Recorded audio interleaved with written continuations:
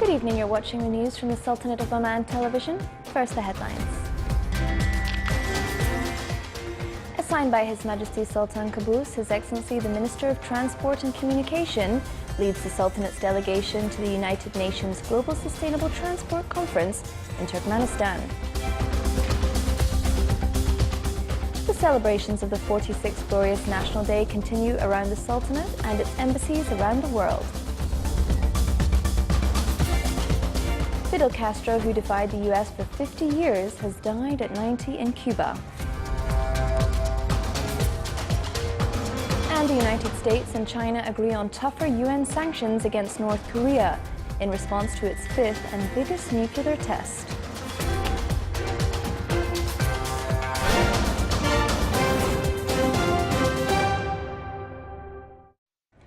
Those are the headlines, and now for the news in detail. His Majesty Sultan Qaboos has sent a cable of condolences to His Highness Sheikh Sabah Al Ahmed Al Jaber Al Sabah, Emir of the State of Kuwait, on the death of Sheikh Sabah Mubarak Al Sabah Al Nasser Al Sabah. His Majesty the Sultan has also sent a cable of condolences to His Excellency Raúl Castro, President of Councils of State and Ministers in Cuba, on the death of former Cuban President Fidel Castro. And His Majesty sent a cable of greetings to His Excellency President Danilo Medina Sanchez of the Dominican Republic on his country's independence anniversary. Assigned by His Majesty Sultan Qaboos, His Excellency Dr. Ahmed bin Mohammed Al Futaizi, Minister of Transport and Communication, led the Sultanate's delegation to the works of the United Nations Global Sustainable Transport Conference. The event was inaugurated today by His Excellency President Gurbanguly Mohammadov in the capital of Turkmenistan, Ashgabat. Around 78 countries are taking part in the two-day conference. It aims to create a global partnership to develop transport systems and study the need for comprehensive cooperation among all transport means as to achieve sustainable development. The conference called for providing safe transport means through encouraging initiative ideas and projects that harness modern technology to serve multimodal transport, which is supported by the Sultanate as being a part of Ashgabat's agreement to establish an international transport and transit corridor linking Central Asia's country with Omani ports. The participants also will discuss other topics related to transport sector, such as sustainable transport means, climate change, energy, road safety, and develop legal and investment frameworks as to reach regional and international integration in the sector.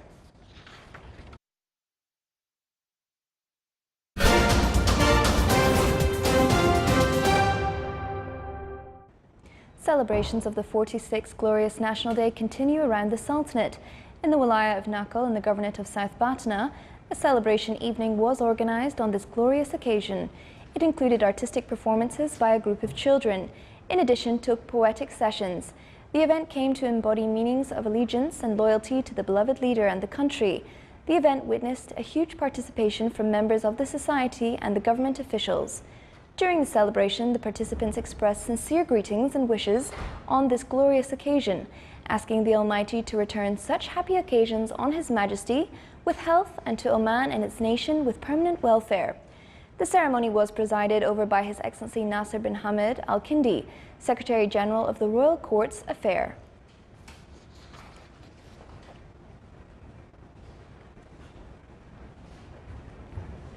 Rejoicing the 46th Glorious National Day, a traditional celebration was organized in the Wilaya of Saham in the Governorate of North Batna. It witnessed a wide participation from members of the community and a number of horse and camel owners, in addition to traditional art bands. The event was also accompanied by some traditional dances performed by the youth and some camel and horse shows. The ceremony was presided over by His Excellency Sheikh Mohammed bin Marhoun Al Mamari, advisor of the state.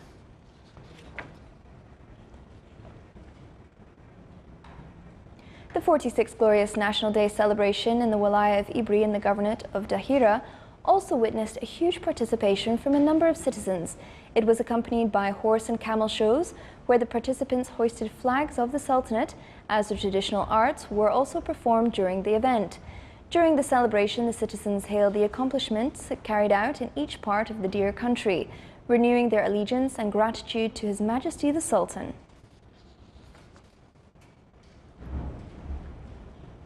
Coinciding with the 46th Glorious National Day celebrations, a forum for entrepreneurs was held in the Wilaya of Al-Kamal wal Wafi in the Governorate of South Sharqiya. The event witnessed a participation from Omani Women's Association from various wilayas. The activities included traditional art performances, as well as showcasing some Omani traditional handicrafts, clothes, jewelry, and local dishes by productive families. It also came to enhance the capabilities of the participants and promote their products.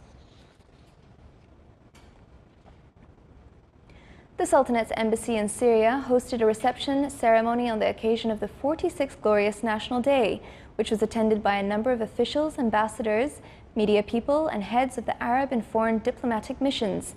The welcoming party was led by His Excellency Advisor Khalid bin Salam al-Sadi, chargé d'affaires at the Sultanates Embassy in Syria. During the ceremony, the attendees also exchanged greetings on this delightful occasion and expressed their feelings of further progress and prosperity to the Omani people. His Excellency Sheikh Hamad bin Saif al-Rawahi, Sultanate's ambassador to India, also held a reception ceremony on this glorious occasion. The celebration witnessed a wide participation from senior personnel from the Indian government, members of the parliament, officers of the Indian Army, GCC ambassadors, businessmen, intellectuals, as well as many others. In Geneva, the Sultanate's permanent delegation also held a reception ceremony on the occasion of the 46th Glorious National Day, which was attended by businessmen, ministers, officials, heads of the Arab and foreign diplomatic missions. It included a number of activities which highlight the Sultanate's achievements and development projects in various fields, in addition to an exhibition of photos and traditional items. The event came to stress on deep-rooted and good relations of the Sultanate with other world countries.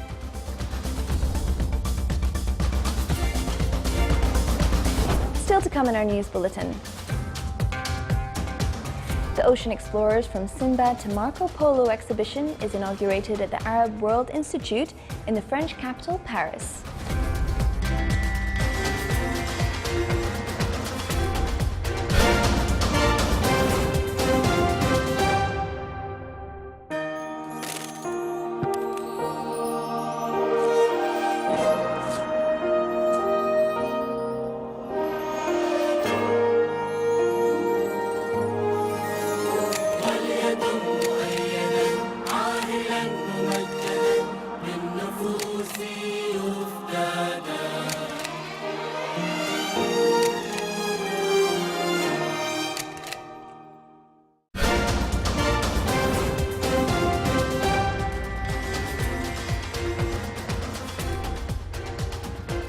Welcome back to the news from the Sultanate of Oman television.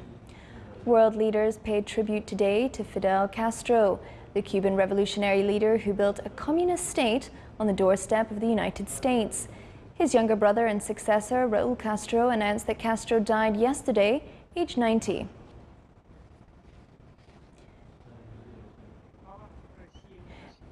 Mikhail Gorbachev, the final leader of the Soviet Union, which had long acted as an economic and political prop for Cuba, said Castro left a lasting mark on his country and on world history. Russian President Vladimir Putin called Castro an inspiring example for many countries. Venezuelan President Nicolas Maduro said Castro had inspired and would continue to inspire his country. In Bolivia, where Ernesto Che Guevara died in 1967 in a failed bid to export Cuba's revolution, President Evo Morales said Castro left a legacy of having fought for the integration of the world's people. South African President Jacob Zuma had warm words, thanking the Cuban leader for his help and support in struggle to overthrow apartheid. French President François Hollande said Castro was a towering figure of the 20th century. In Miami, where many exiles who fled the Cuban Revolution live, people took to the streets in their cars to celebrate Castro's death. A Security Council diplomat said the United States and China have agreed on a new raft of tougher UN sanctions against North Korea in response to Pyongyang's fifth and biggest nuclear test. Russia has expressed reservations about the draft resolution, but they should not stand in the way of a Security Council vote on the new packaging of punitive measures as early as next week. The key provision of the proposed new sanctions would be a cap on North Korea's coal exports to China. Pyongyang's main trading partner and ally, that could deprive the country of tens of millions of dollars in revenue. The diplomatic described the proposed resolutions as a document that would close loopholes from the measure the Council adopted in March, the toughest sanctions yet imposed on North Korea. China and the United States have spent 3 months negotiating the latest measures, which would be the 6th set of UN sanctions imposed on North Korea since its first nuclear test in 2006.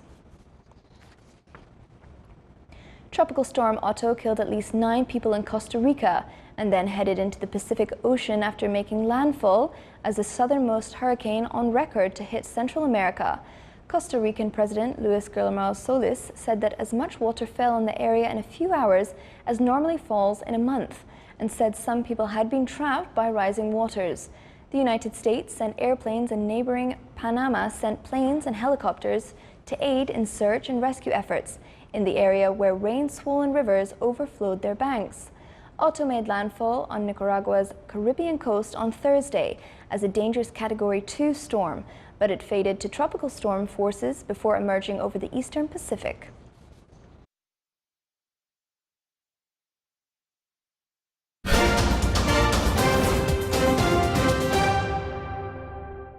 The total assets of conventional commercial banks in the Sultanate amounted to more than 27 billion Omani riyals by the end of the third quarter of the year. The report issued by Central Bank of Oman showed that conventional commercial bank investments in securities reached around 3 billion Omani riyals. Meanwhile, investments in sukuk and government development bonds registered an increase by 23% during the current year. In the field of Islamic banking, the total allowed funding rose to 2 billion riyals at the end of September 2016, compared to the same corresponding period last year.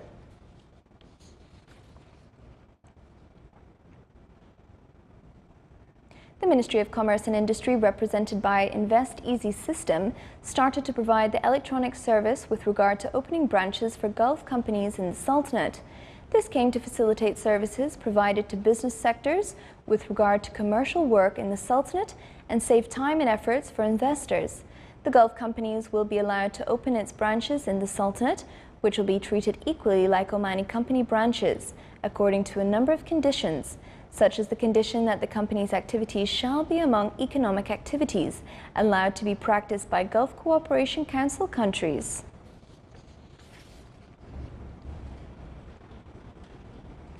An exhibition titled Ocean Explorers from Sinbad to Marco Polo was officially inaugurated at the Arab World Institute in French capital Paris.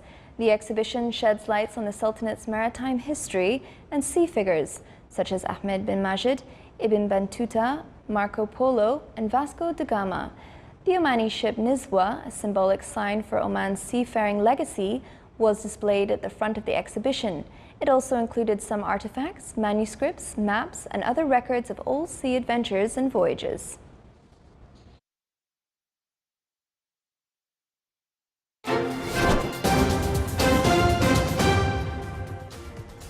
And now for the general weather forecast around the Sultanate. Partly cloudy skies will prevail over the coastal areas overlooking the Sea of Oman, with chances of scattered rainfall. The rest of the Sultanate will have clear skies. Winds will be easterly to southeasterly light to moderate, occasionally active over the coastal areas. Seas will be slight to moderate with a maximum wave height of 1.45 meters.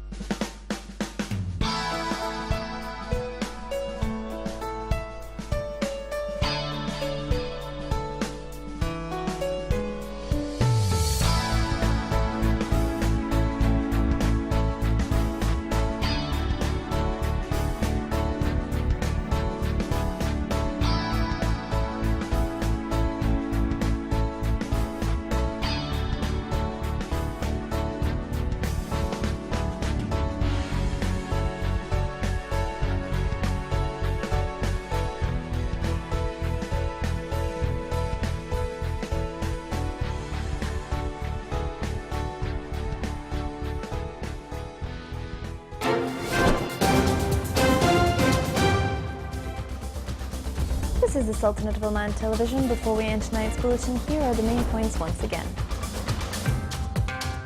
Assigned by His Majesty Sultan Qaboos, His Excellency the Minister of Transport and Communication leads the Sultanate's delegations to the United Nations Global Sustainable Transport Conference in Turkmenistan. The celebrations of the 46th Glorious National Day continue around the Sultanate and its embassies around the world. Fidel Castro, who defied the US for 50 years, dies at 90 in Cuba. And the United States and China agree on tougher UN sanctions against North Korea in response to its fifth and biggest nuclear test. With that, we come to the end of tonight's news bulletin. From all of us here at the newsrooms and the studio, it's good night.